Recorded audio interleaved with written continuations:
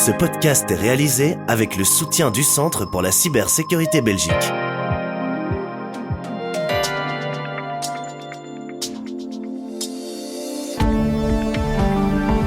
Madame, Monsieur, bonjour, bienvenue à Z sur 7, votre Z-Podcast quotidien. Nous sommes le 24 novembre et nous avons un tout nouvel épisode avec l'invité du Trendstalk pour vous. Je suis très content que la semaine passée, les 5 présidents de partis ont dit oui. Et ça veut dire qu'ils sont maintenant convaincus qu'ils peuvent former un gouvernement. La Belgique entrevoit enfin la possibilité d'un gouvernement fédéral. Bart De Wever, le formateur, accélère les négociations et sera au palais le 25 novembre pour prolonger son mandat.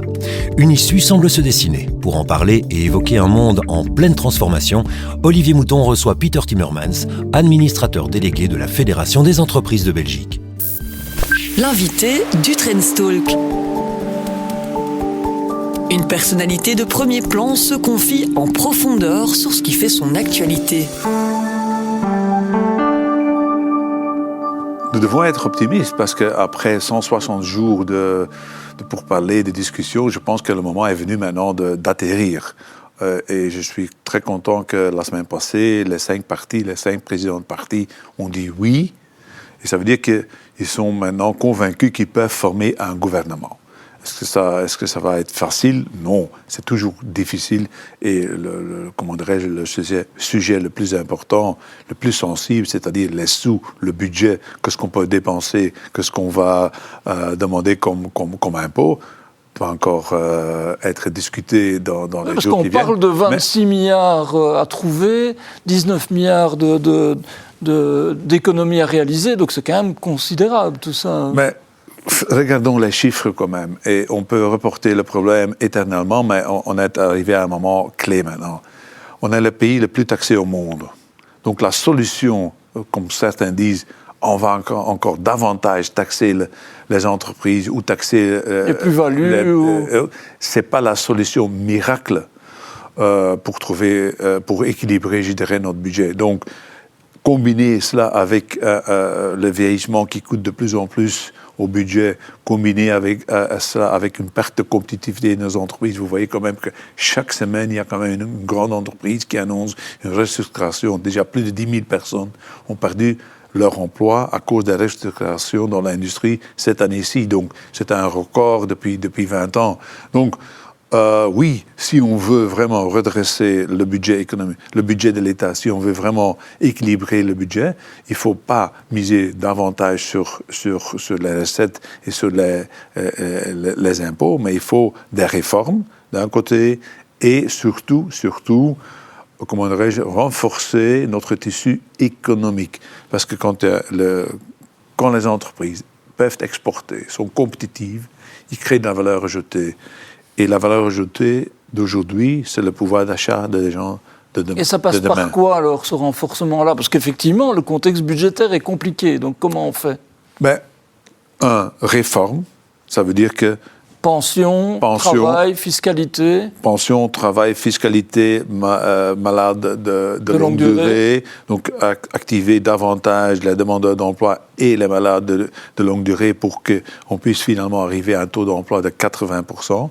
Aussi soutenir les investissements. Il faut faire des investissements, par exemple, dans la défense et autres, et énergie. Et donc, oui, il faut travailler sur plusieurs pistes, mais réformer. On a trop attendu au reporter les réformes. C'est pour plus tard. Maintenant, on ne peut plus le reporter. Pourquoi? Parce que d'un côté, l'Europe nous suit et dit, voilà, votre déficit budgétaire, c'est quand même... la Belgique figure parmi le top 3 au niveau européen, donc il faut faire quelque chose. En plus, c'est préparer l'avenir. Si nous ne faisons pas l'exercice maintenant, ça veut dire que nous envoyons l'addition à nos enfants.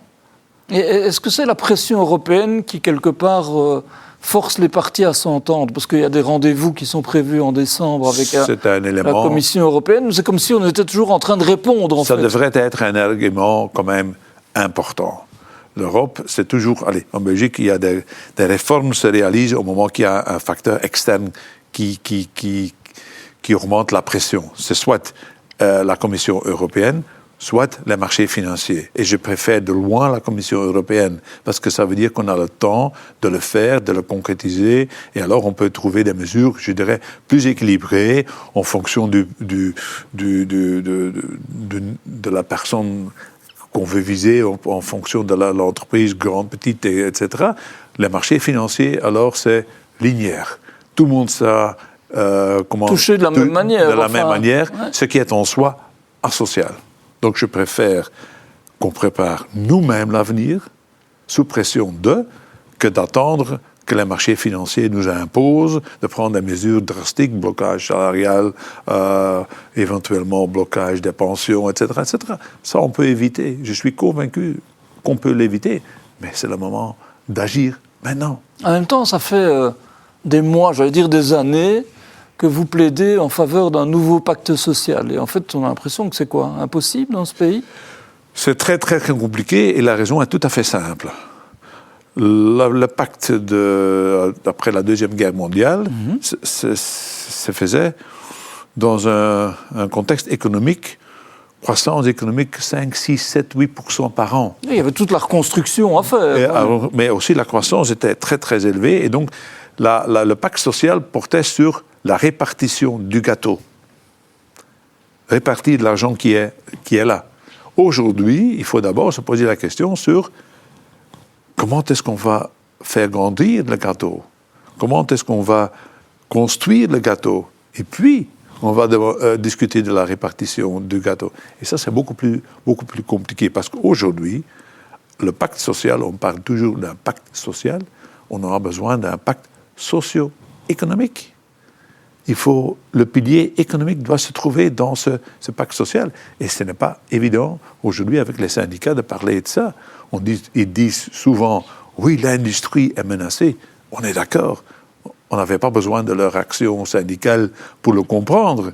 Mais ça veut dire concrètement quoi? Comment est-ce qu'on va soutenir notre tissu économique, notre industrie? Ça veut dire qu'il faut oser parler des coûts salariaux, qu'il faut oser parler du prix de l'énergie, de la paperasserie administrative. Ce sont les 3 facteurs qui font que l'industrie souffre à ce point. Chaque fois que je discute avec les chefs d'entreprise aujourd'hui de la situation économique, ces 3 facteurs sont soulevés.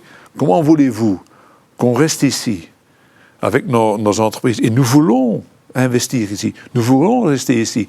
Mais mon concurrent, 20 km plus loin, en France ou aux Pays-Bas ou en Allemagne, a une différence de 15%.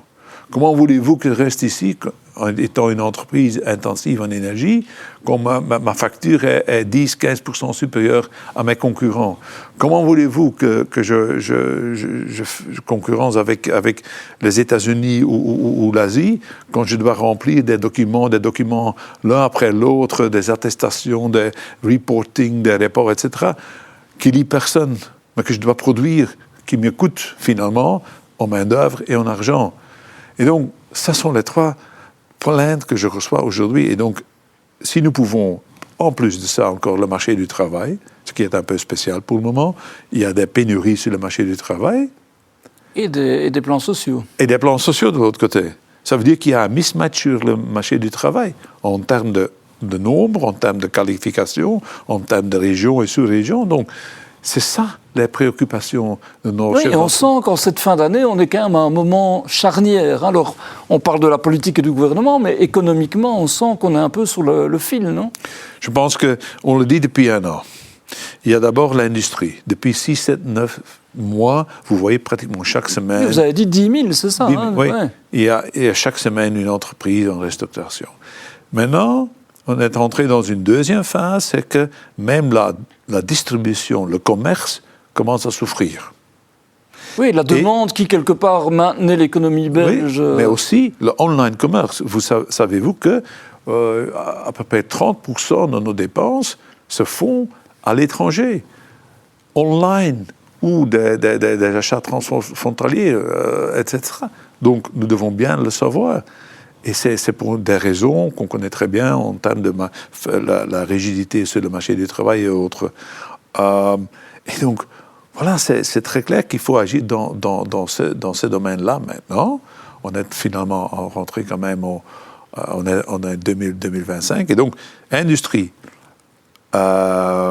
commerce, et alors vous aurez la construction l'année prochaine. Donc, la période qu'on va traverser sera une période très, très, très, très difficile. Oui, dans un contexte budgétaire qui n'est pas évident. Donc, on va devoir, quelque part, tenir un langage vérité aux gens, finalement. Je pense, et là aussi, avec mon expérience depuis quand même quelques années, il faut expliquer à la population et aux chefs d'entreprise la difficulté qu'on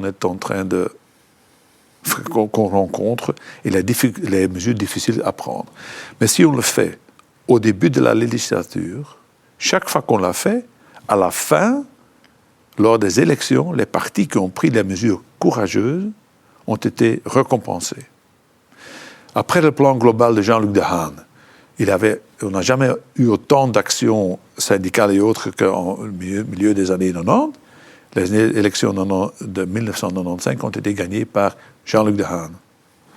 Le gouvernement du Rupo, qui a pris des décisions difficiles entre 2010 et 2015, n'a pas été puni lors des élections de 2014, finalement. Donc c'est un message qu'il faut faire passer à Conor Rousseau, par exemple, le président de Vorreut. À tous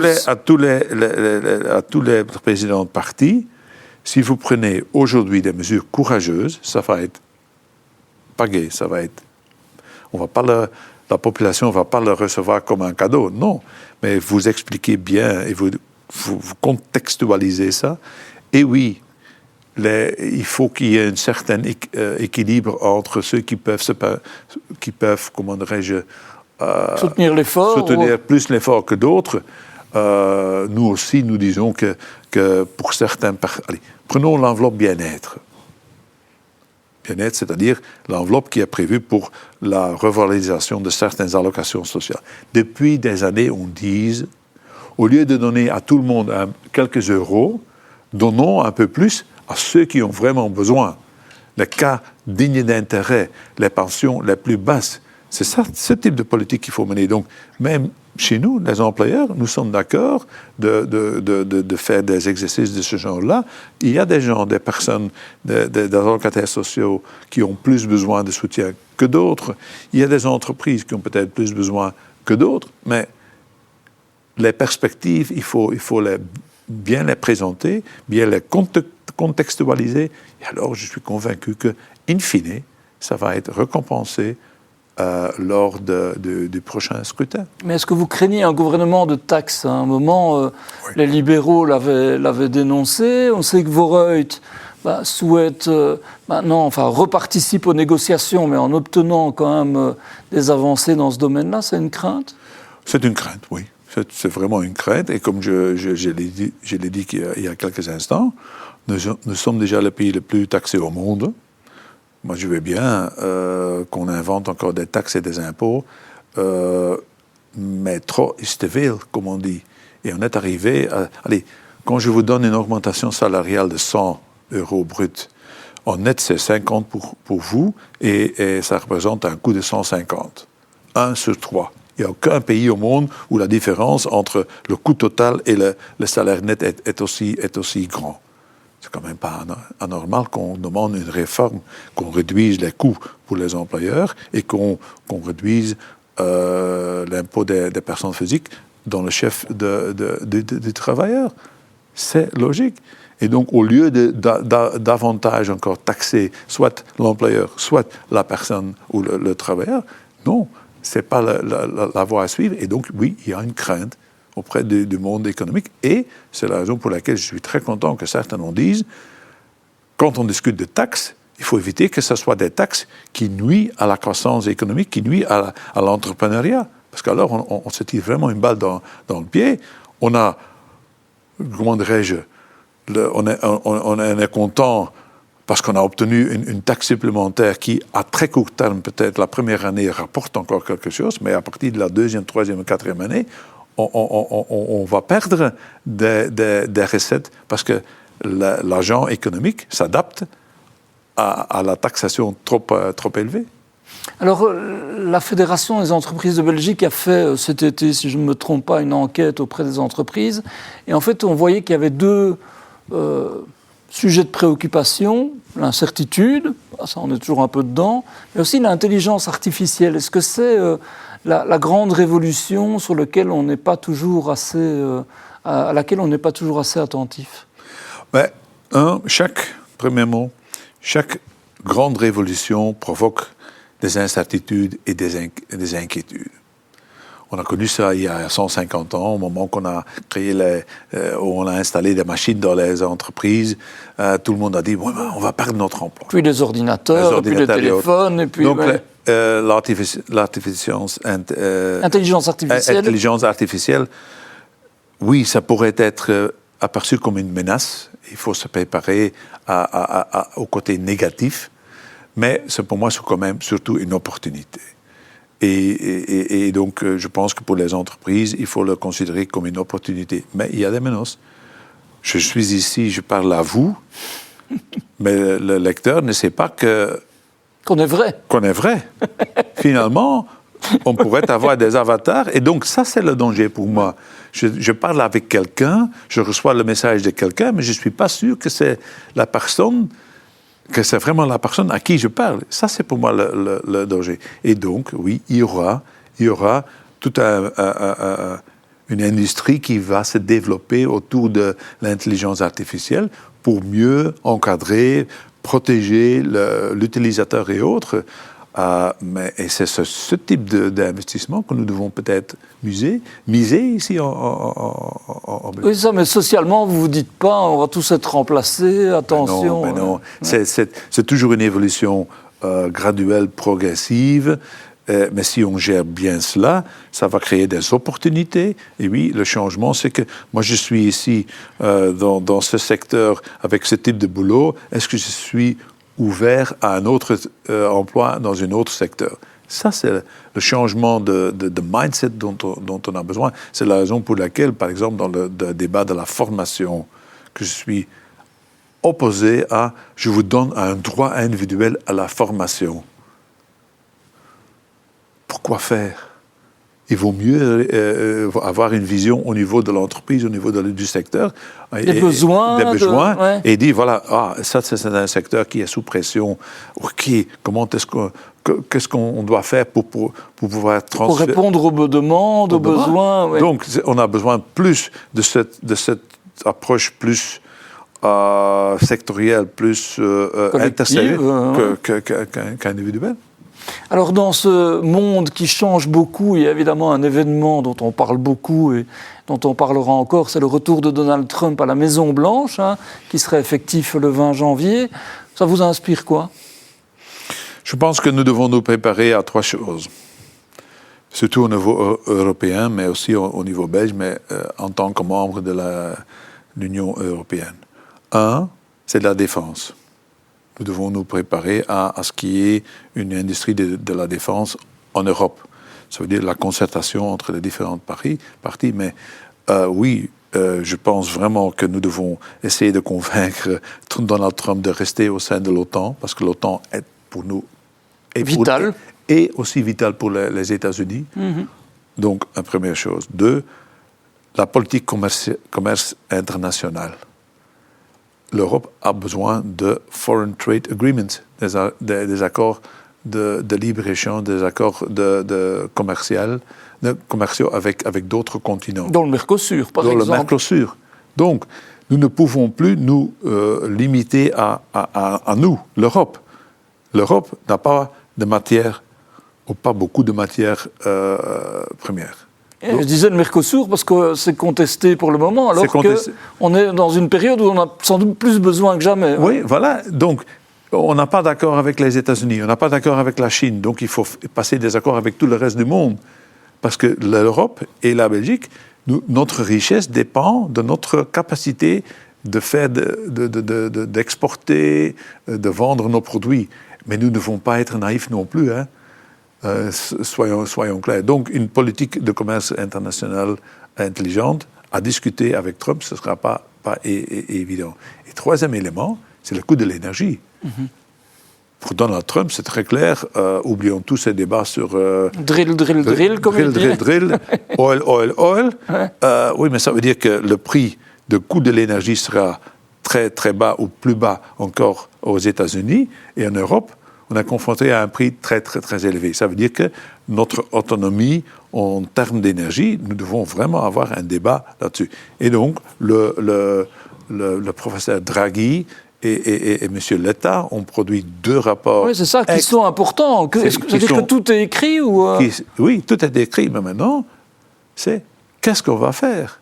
J'ai récemment posé à quelques parlementaires européens, le rapport Draghi, c'est quoi exactement? L'analyse, vous êtes tous d'accord, mais maintenant, il faut passer aux actes. C'est quoi les priorités pour vous? Et donc, la priorité pour moi, c'est très clair, c'est notre compétitivité relative vis-à-vis des États-Unis et la Chine. Et 2, l'énergie. C'est-à-dire des investissements massifs ou quoi? Et troisièmement, encore, au niveau européen, ce qu'on appelle la paperasserie administrative, le red tape.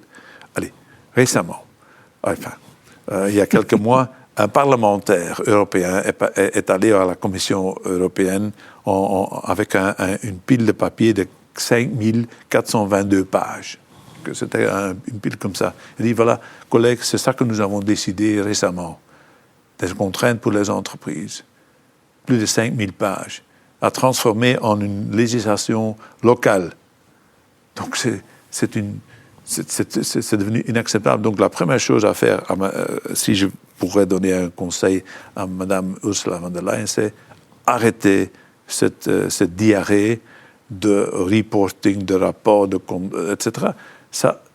Et puis 2, investir, union des capitaux, quelque part mettre en place tout ce qu'il faut. Mais elle doit choisir avec ses commissaires et avec les chefs d'État 2, 3, 4 priorités. Je vous donne un exemple. À l'époque, il y a 40-30 ans, on a investi, on a créé Airbus comme un champion mondial. Contrepartie de Boeing.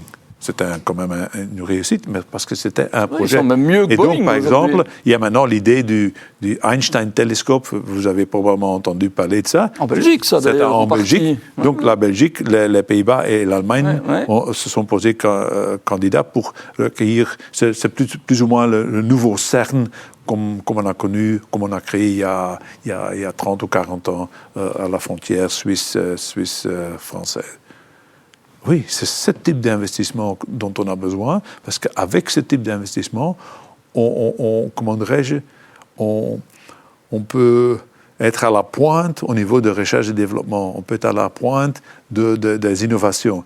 Et alors, et ça c'est le défi, le vrai défi, c'est la commercialisation de tout cela.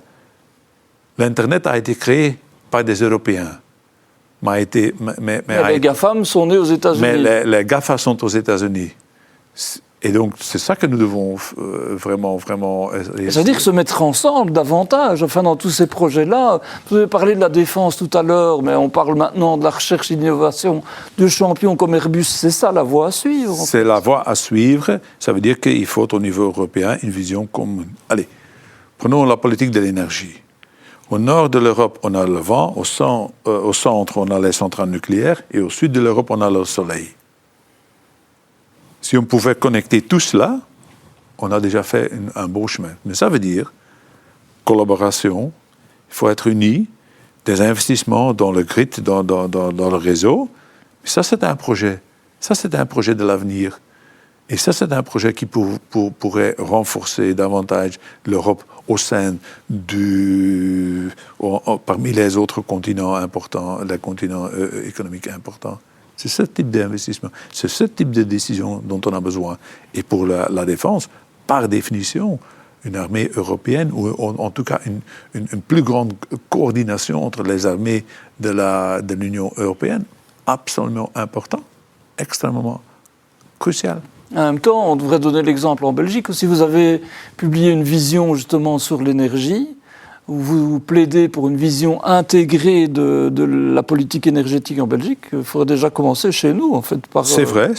Et donc, c'est une des raisons pour lesquelles je suis content qu'il y a maintenant cette coalition Arizona qui est en train de se former, parce que les partis politiques au pouvoir en Flandre et en Wallonie vont former maintenant un gouvernement au niveau fédéral, ça veut dire que les mêmes partis sont présents partout. Et ça devrait quand même faciliter la vie. Vous avez vu ce qui s'est passé pendant la période Vivaldi. Le ministre fédéral disait A, le ministre flamand B. Russie cabinet, on disait en Flandre. Oui, cabinet et l'autre C. Donc, au niveau européen, abstention. J'ai plusieurs fois eu la remarque de mes collègues européens, donc mes collègues des autres fédérations patronales européennes, qui disaient oui, mais enfin, avec la Belgique, on ne va pas tenir compte parce qu'ils vont s'abstenir. Parce qu'il n'y a pas de position commune de la Belgique. C'est ça qu'il faut éviter. Si vous voulez peser sur le débat, et le débat énergie est important pour nous parce qu'avec nos atouts, on a des atouts, à Zeebrugge, il y a Fluxys et autres, donc nous pouvons jouer un rôle à un certain moment avec nos centrales nucléaires. On a même soutenu un peu la France au moment que la France avait eu des problèmes avec leurs centrales nucléaires. Mais donc, c'est ça dont on a besoin et la Belgique peut jouer un rôle clé là-dedans. Mais pour pouvoir le jouer, ce rôle clé, il faut qu'il y ait une attitude commune au niveau de la Belgique. Et donc, je suis confiant, au plus confiant qu'avec les coalitions ou avec la coalition qui va se former, qu'on aura un peu plus de contact et de cohérence. Est-ce que vous dites que le degré d'urgence, aujourd'hui, il est enfin là, au niveau belge, au niveau européen, que le wake-up call a eu lieu? Au niveau européen, certainement. Quand vous avez vu que ce que Ursula von der Leyen a déclaré au moment qu'elle a été élue comme nouvelle présidente de la Commission européenne, et quand j'ai lu ce qu'elle a écrit dans ses lettres aux différents candidats commissaires, je pense qu'il y a le wake-up call est là. Mais comme je viens de le dire, l'analyse c'est une chose, les actes c'est autre chose. Maintenant, c'est à elle et sa commission, avec les chefs d'État, de prouver qu'ils peuvent vraiment passer aux actes. Et en Belgique, c'est exactement la même chose. Je pense que ce n'est pas encore suffisamment le cas, d'après moi. Depuis des mois, vous voyez quand même la dégradation de notre industrie. Je n'ai pas encore le sentiment que tout le monde est convaincu de la degré de difficulté dans lequel se trouve l'industrie.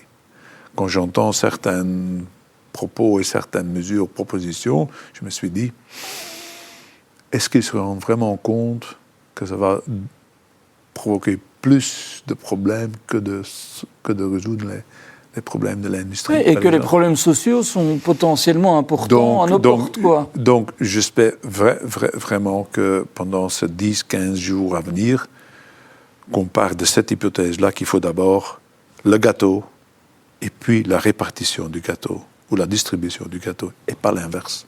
Et qu'on parvienne à faire passer ce discours-là dans la population et chez les acteurs sociaux. Et c'est une raison pour laquelle je plaide que ce nouveau gouvernement entretient dès le début, dès le premier jour, des contacts étroits avec les partenaires sociaux. Parce que nous pouvons soit nous renforcer, et alors, vis-à-vis de la population, vis-à-vis des entreprises et autres, c'est un signe, ça pourrait être considéré comme un signe de... On a compris le problème, on va le résoudre, mais de façon raisonnée et équilibrée.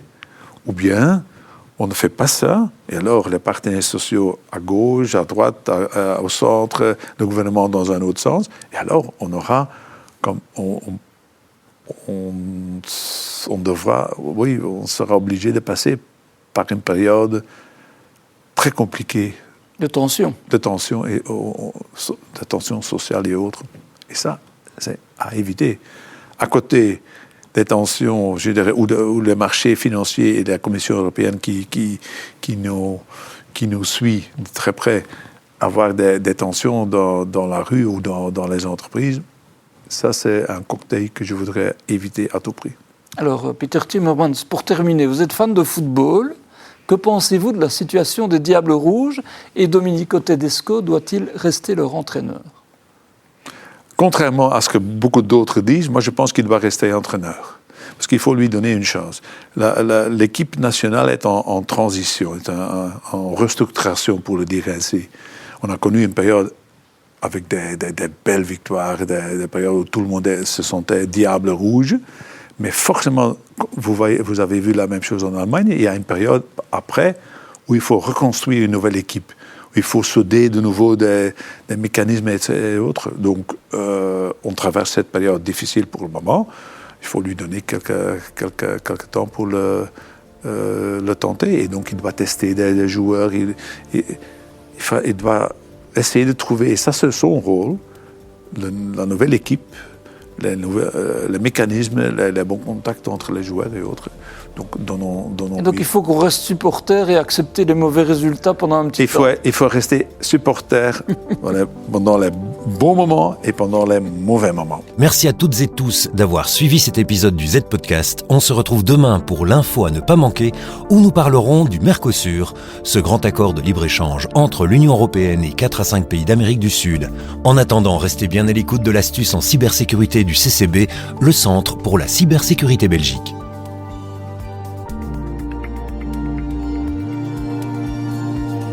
Z sur 7, le podcast quotidien de Trends Canal Z.